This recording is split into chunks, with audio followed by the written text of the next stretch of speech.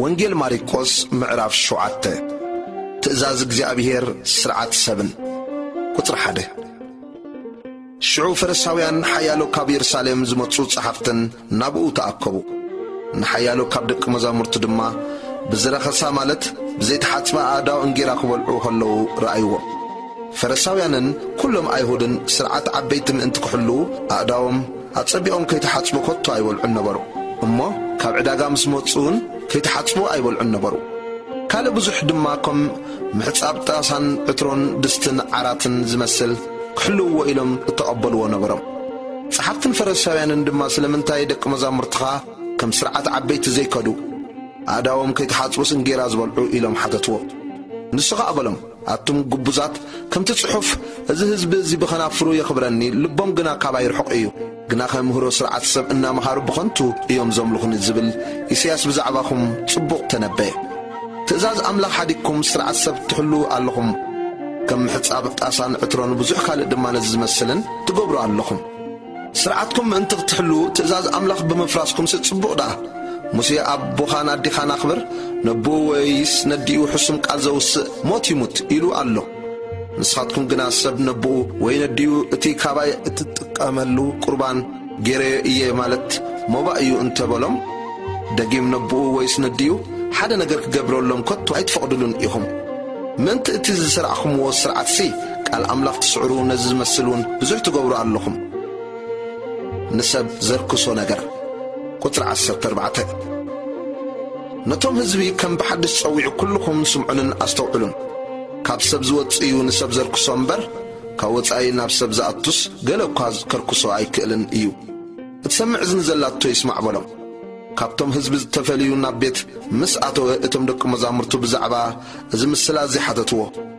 በሎም ከዓ ንስኻትኩም ዶ ድማ ክሳዕ ክንዲዚ ደናቑርቲ ኢኹም ካብ ወፃኢ ናብ ሰብ ዝኣቱ ኩሉ ከርክሶ ከም ዘይክእል ዶ ኣይትፈልጡን ኢኹም ናብ ከብዲ እምበር ናብ ልቢ ኣይወረድን እዩ እሞ ንኹሉ መባልዕ እናጽረየ ድማ እዩ ንግዳም ዝወፅእ በለ ድማ እቲ ካብ ሰብ ዝወፅእ ደኣ እዩ ንሰብ ዘርክሶ ካብቲ ውሽጢ ልቢ ሰብ ክፉእ ሓሳብ ይወፅእ እዩ እሞ ምንዝር ስርቂ ቅትለት ዝሙት ስስዐ ክፍኣት ጉርሒ ቅለት ቅንኣት ጸርፊ ኩርዓት ዕሽነት እዚ ኩሉ ክፉእ ካብ ውሽጢ ዝወፅእ ንሰብ ከዓ ይርክሶ እምነት ሓንቲ ሰበይቲ ቁጥር 24 ካብኡ ነቒሉ ከዓ ናብ ወሰን ምድሪ ጢሮስን ሲዶናን ከደ ናብ ቤት ምስ ኣተወ ሓደ እኳ ክፈልጦ ኣይፈትወን ክሕባእ ከዓ ኣይኮነሉን ሓንቲ ሰበይቲ ጓላ ብርኹስ መንፈስ እተተሓዘታ ወሪኡ ሰሚዓ መጸት ኣብ እግሩ እውን ተደፍአት እታ ሰበይቲ ጽርዓዊት ነበረት ወለዳ ኣሶርያ ፍንቄ እዩ ካብ ጓላ ጋኔን ከውፃላ ከዓ ለመነቶ ኢየሱስ ድማ እንጌራ ውሉድ ኣልዒልካ ንኽላባት ምሃብ ጽቡቕ ኣይኮነን እሞ ሕደጊ ቅድም እቶም ውሉድ ይጽገቡ በላ ንሳ ከዓ እወ ጐይታይ ኣኽላባት ድማ ርፍራፍ ውሉድ ካብ ትሕቲ መኣዲ ይበልዑ እዮም ኢላ መለሰትሉ ንሱ ድማ ስለዚ ቃል እዚ ኪዲ እቲ ጋኔን ካብ ጓል ክወፅዩ በላ ናብ ቤታ ምስ ተመልሰት እታ ቈልዓ ኣብ ዓራት በጢላ እቲ ጋኔን ከዓ ወፂላ ረኸበታ ኢየሱስ ዓባስን ጽማምን ሰብ ከም ዘሕወየ ቁጥሪ 31 ከም ብሓድሽ ድማ ካብ ወሰን ምድሪ ጢሮስ ወፀ ብሲዶና ገይሩ ከዓ ብማእከል 10 ዓዲ ናብ ባሕሪ ገሊላ ከደ ሓደ ጽማምን ዓባስን ናብኡ ኣምፂኦም ሂዱ ከምብረሉ ለመንዎ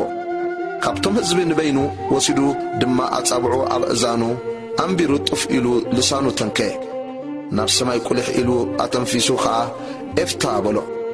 እዚ ተኸፈት ማለት እዩ ሽዑ ኣዛኑ ተኸፍታ ማእሰርቲ ልሳኑ ድማ ተፈትሐ ኣቕኒዑውን ተዛረበ ንሓደ እኳ ኸይነግሩ ኣምሪሩ ኣዘዞም ንሳቶም ግና ብመጠን እቲ ዝኸልከሎም ኣዝዮም ኣውረዩ ንሳቶም ከዓ ንሱ ንኹሉ ጽቡቕ ገበሮ ጸመማት ከም ዝሰምዑ ዓባሳት ከም ዝዛረቡ ገበረ እናበሉ ብዘይልክዕ ተገረሙ